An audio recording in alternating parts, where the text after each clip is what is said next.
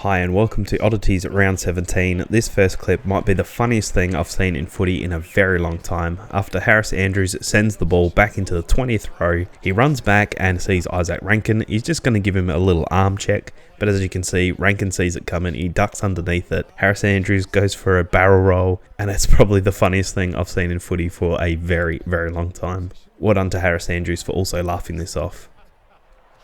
In this clip, we can see McInerney kicks towards goal and it dribbles through for a goal, and Dougal Howard tries his best to take the ball over the line. He ends up in the Swans support in the front row, but upon goal review, he's actually saved this.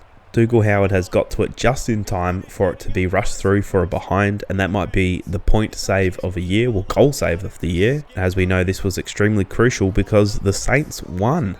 If you didn't get back to this, the Swans would have won. So that's my defensive play of the week.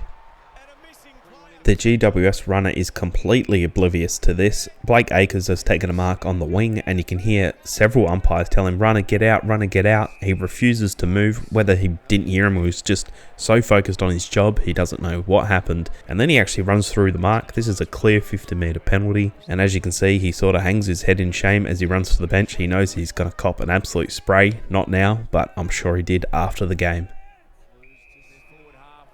There's a fair bit in this one. First of all, I'll just play the full thing. After the ball's marked by GWS, they go to send it back inside the forward 50, but the umpire stops play because there's an injured player. Toby Green says to the umpire, who gives a F if a player is injured, and the umpire says, I give an F.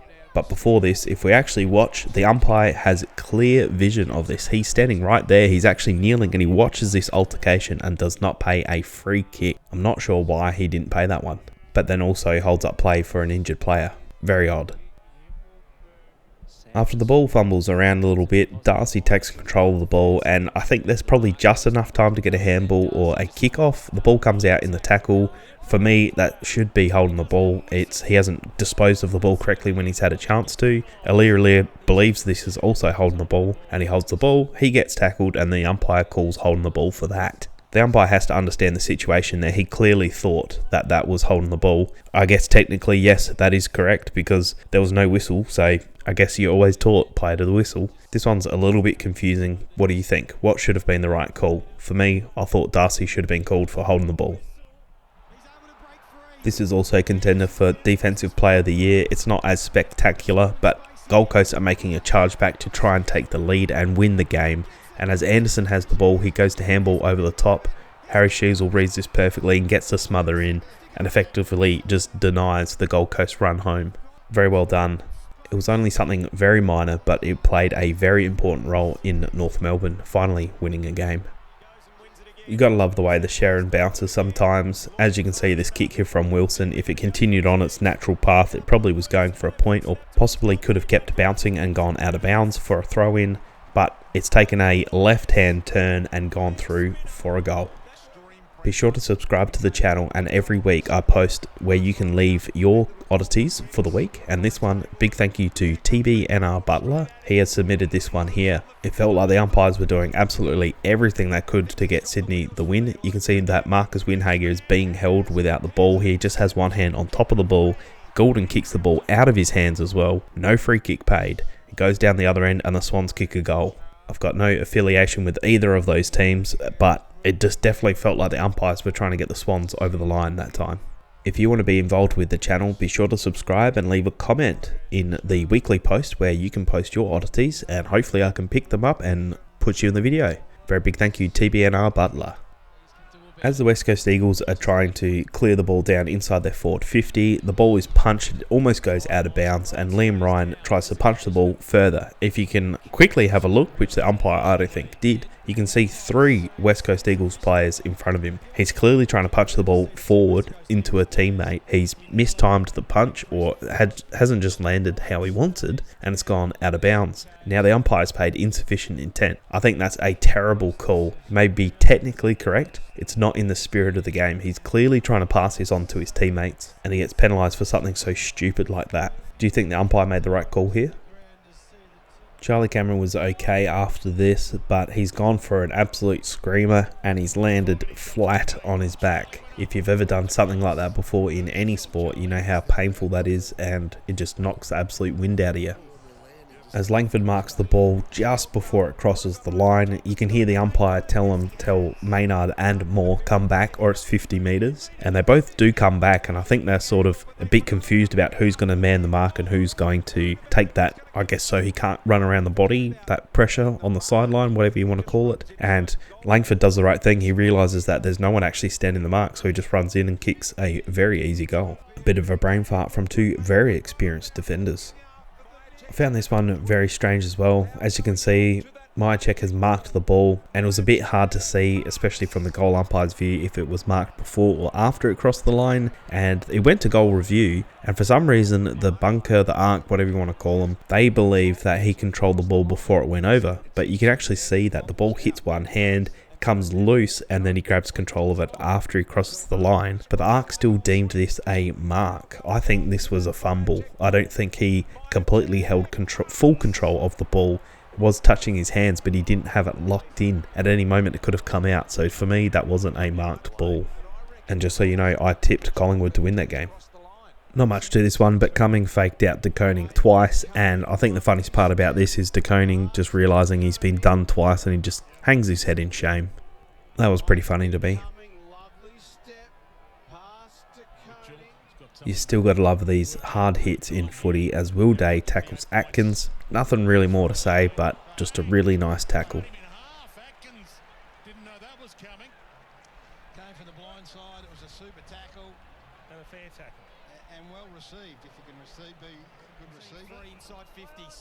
I'm not entirely sure why this wasn't paid a high tackle. It doesn't look like he lowers his body anymore from when he receives the ball. Harry Sheezel gets it very wrong and tackles him high, but for some reason this is not paid.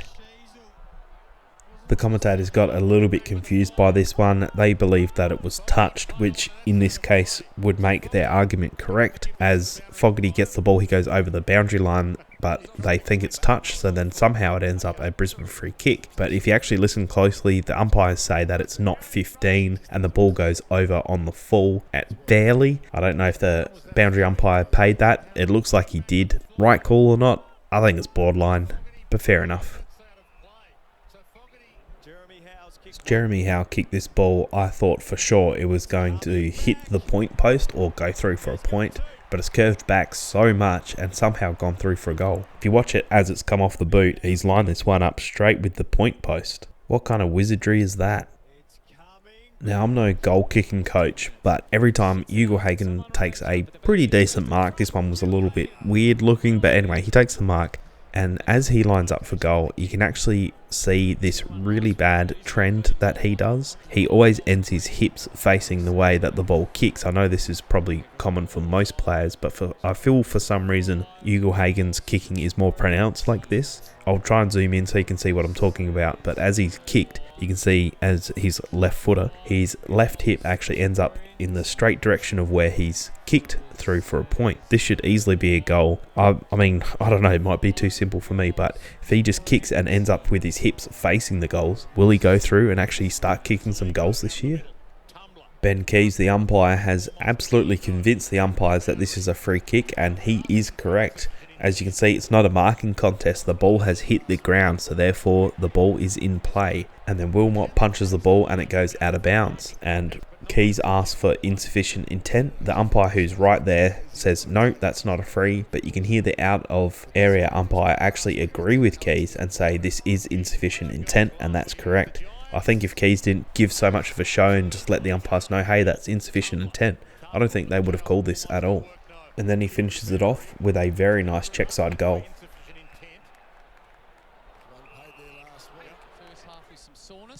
After Van Rooyen takes a nice mark on the centre half wing, he kicks inside the forward 50 and enter the Cozzy Pickett show. He flies high and takes a very nice mark. Contender for mark of the week, yes. Mark of the year, no.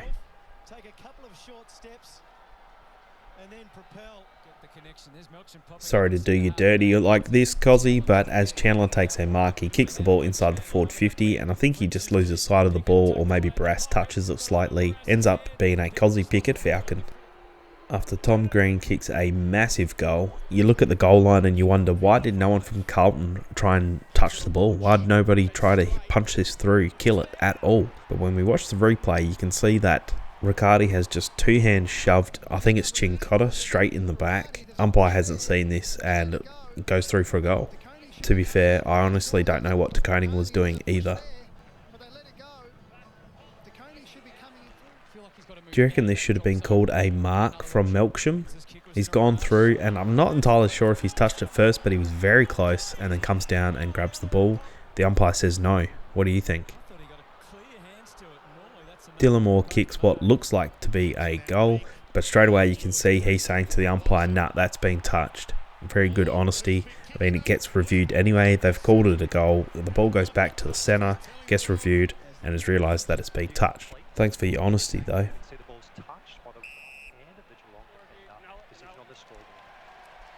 Connor Rosie takes the ball and he tries to evade his defender in Bontempelli. He gets tackled and spins 180, goes down to the ground, and the ball comes out without being a handball. And somehow the umpire hasn't paid this a free kick. You can see the Bont says, hey, come on, that's a free kick. And he actually argues with the umpire a fair bit about why that's not a free kick. I believe the umpire actually says to him something about he never had full control of the ball. I don't know what the umpire was watching because he definitely did. Somehow this wasn't called. I think that should have been holding the ball, in my opinion. Just after the AFL have come out and said that the umpiring is at an all-time high, and the umpires sending out a memo saying that we're going to be calling holding the ball more often and more frequently, I guess. And then you see plays like this where Rowan has a huge amount of time to dispose of the ball. He doesn't get rid of it legally. I think he's thrown it in the end as well. And somehow this still wasn't called. I think we as fans are just frustrated by the back and forth about saying how the umpiring is so good, they're going to call holding the ball more often, and then you see things like this where it's clearly holding the ball and not paid. It's just frustrating to watch. What is holding the ball? What isn't? This is another interesting one, as Bose has the ball. He's kind of tackled, I guess, and he loses control of the ball and drops it down on the ground. Now, is that holding the ball in your eyes, or is it play on because he's fumbled the ball, but while he's kind of being tackled? It's a little bit 50-50. The umpire doesn't make a call, but what do you think?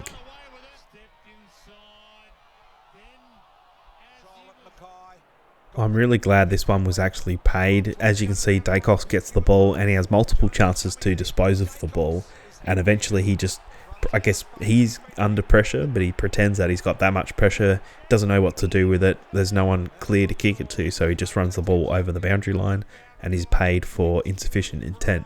I'm glad that's paid because for me, that is the right call. He's had a chance, an opportunity to dispose of the ball, he hasn't done so, and then therefore that should be insufficient intent in my eyes. As Logan Morris takes a kick at goal, you can see he's completely shanked it, but there's a whistle on the call, so you wonder what was that? Mark Keane, who's from Ireland, so give him, I guess, the benefit of the doubt. Instead of jumping up trying to smother the ball, he's actually jumped and leapt at Logan Morris. Yeah, you're not allowed to do that. So that's a clear 50-metre penalty. And was that the reason he shanked the kick? Because someone's jumped directly at him? I don't know. But anyway, he gets bailed out and goes through, obviously kicks the goal. I know I say it and someone says, what do you think, Kiana, in the comments below. Thank you for that. I do appreciate it. It's quite funny. But Van Rooyen takes a mark, but Melksham's gone up for a flyer and he's actually stopped a West Coast defender in Barras, I think it is, from being able to go up and try and contest the mark. I feel like that gets paid all the time, so I'm not sure why the umpire has seen that and hasn't paid an insufficient intent, unrealistic attempt, I think it is, because he didn't even get close to the ball and he stopped the defender from getting to the ball. That should be free to West Coast Eagles. A bit of a double oddity here. As you can see, Akers gets the handball in quotation out. There's no way this is a legal handball, he's just clearly thrown this. And then as Ward gets the ball, he falls down, he slips down to the ground, and the Carlton defender comes in a little bit too hot and heavy and hits him high. I think that is the right call, but it's just very unfortunate because he's probably done everything right. If Ward didn't fall over, I think it would have been a perfectly fine tackle. He's just extremely unlucky, and I don't actually know what he can do here to not give away the free kick. As the ball goes inside the Pies forward 50, Harrison takes a snapshot at goal across the body and it bounces, and then Kruger actually stops the ball. I guess he's trying to pass it off to a teammate, which is very odd to get down that low for such a big fella. But as you watch the replay, I actually think if he didn't touch this, I don't think Mackay was going to get to it, and I reckon it probably could have gone through for a goal. So he's actually somewhat smothered a teammate's goal here. The commentators didn't comment on that, but I think this probably would have gone through for a goal. As Dre scrambles to get to the ball first before it goes over the line. I think it's clearly gone over the line. Not sure how this wasn't paid out of bounds, but anyway, this is probably also the softest high free kick you will ever see. He's barely touched him on the face. Free kick, I guess so, but the ball was clearly out, not called. But I mean, at this point in the game, who cares? And that's it for this week. This might be the longest video yet, so if you've stuck around to the very, very end of the video, thank you very much. It helps the channel massively. Be sure to leave a like, leave a comment. That will push this video out to more people so we can grow this community. Thank you so much for watching. If you've made it all the way to the end, leave the word Goliath in your comment. I'll see you tomorrow for the next video. Cheers.